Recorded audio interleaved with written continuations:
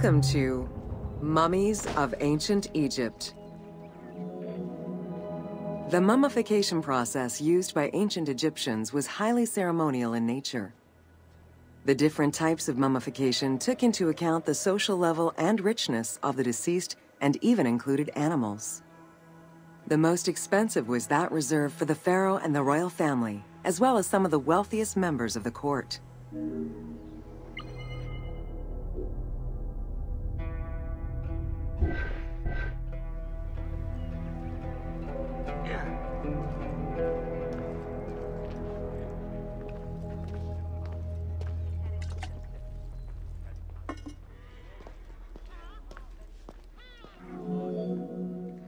The first step was cleaning. Once bodies arrived at the mummification site, they were placed on inclined tables while the bodily fluids drained away. They were then cleansed by priests until they were deemed ready for the purification process.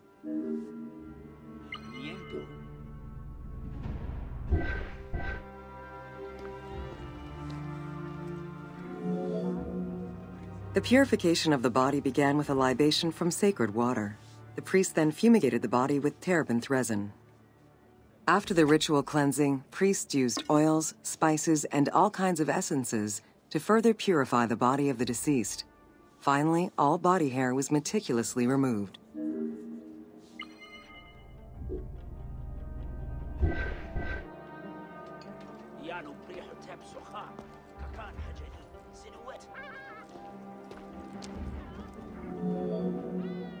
Once the body was properly purified, embalmers removed the organs, following very specific procedures.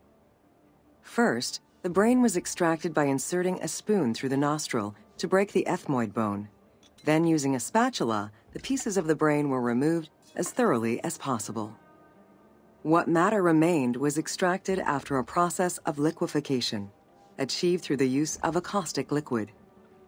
The cranial box, once emptied, was rinsed and disinfected with palm wine, and then stuffed with strips of linen cloth and liquefied resin.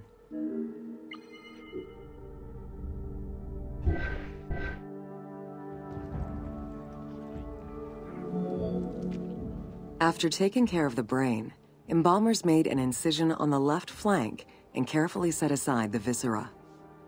The inside of the body was also rinsed with palm wine. Then the embalmers filled the belly with pure myrrh, cinnamon, and other perfumes, and sewed it shut. The removed viscera were washed in palm wine and packed in crushed herbs before being placed in canopic jars.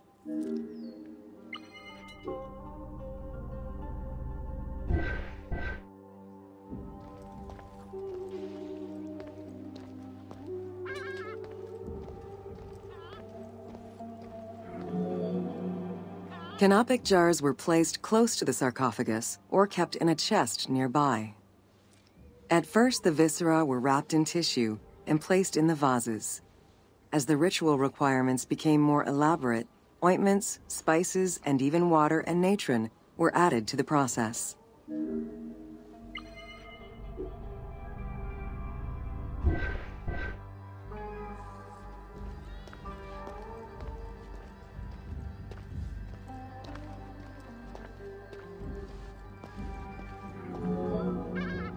Towards the middle of the New Kingdom, canopic jars assumed the appearance of the 4 sons of Horus. They were known as the protectors of the viscera. These protectors had their own guardians, each a goddess of the dead.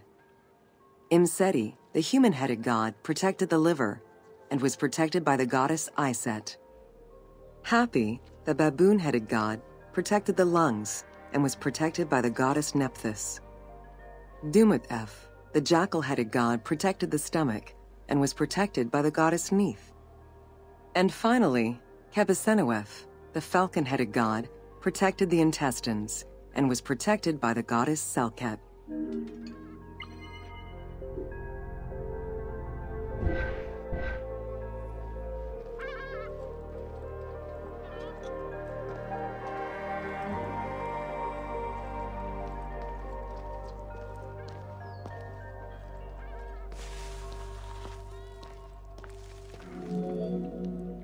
Natron is a naturally occurring mineral found in evaporite.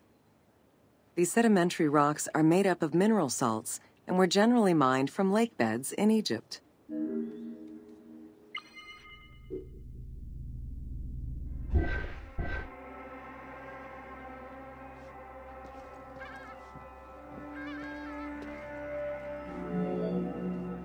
Embalmers used natron as a desiccant to dry the flesh and stop the corpse's putrefaction process. Once the body was cleansed and eviscerated, the deceased was covered in natron for about 40 days. Once desiccated, the body was prepared to be wrapped in strips of linen.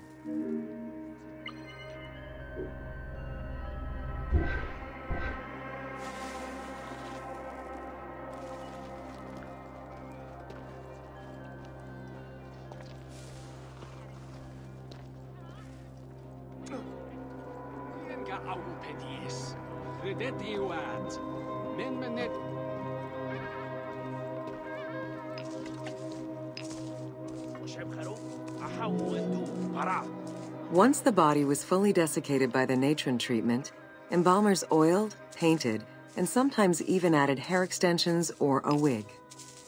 They often used a henna-based antiseptic preparation to give the body a more colorful and lively appearance while preparing it to resist molds and fungi.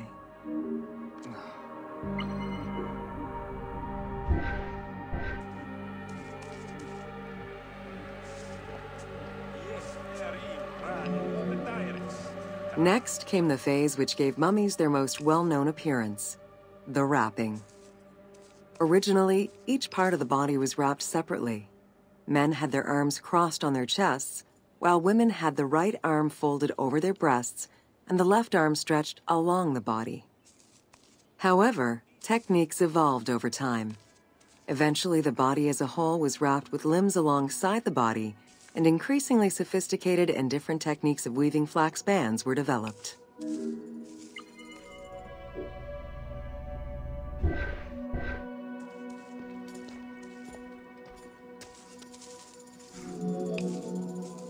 In addition to the jewelry and amulets arranged on the skin of the deceased, amulets were also carefully inserted into the weaving of the linen strips. Each amulet was linked to a myth, or to an ideological belief related to rebirth.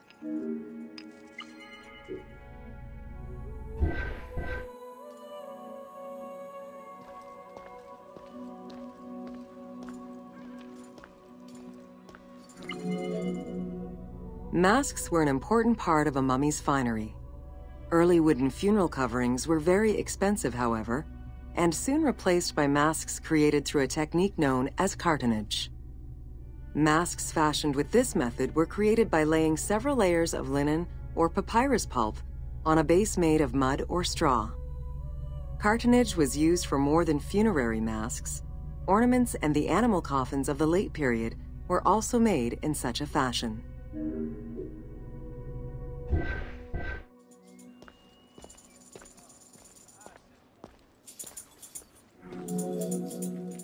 Cartonnage evolved to cover the entire body of the mummy during the 22nd dynasty. The mummies were placed on a board inside a rigid envelope of cartonnage, which was laced at the back with a string. Extremely cost-effective and visually pleasing, this technique was very popular through all layers of the society.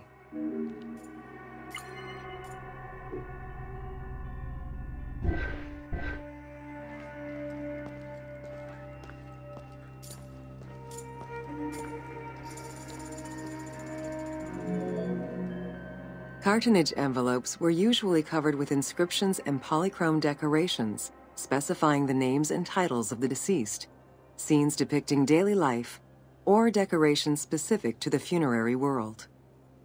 This was a true gift for Egyptologists eager to study the funerary rites of the ancient Egyptians.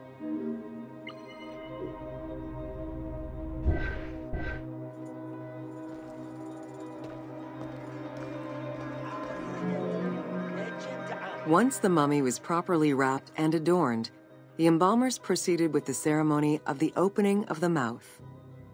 A vital step of the funerary process, this ceremony was meant to bring back to life the deceased themselves, or an object representing the deceased.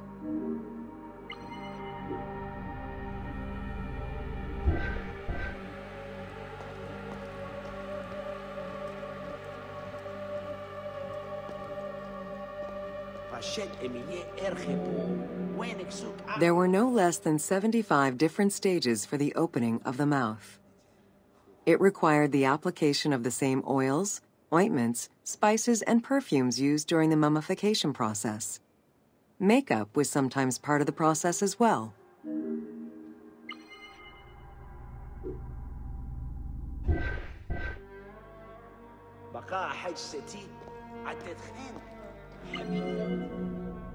The last stage of this long ritual was the act of touching the mouth with the adze to symbolically allow the breath of life to infuse an inert body.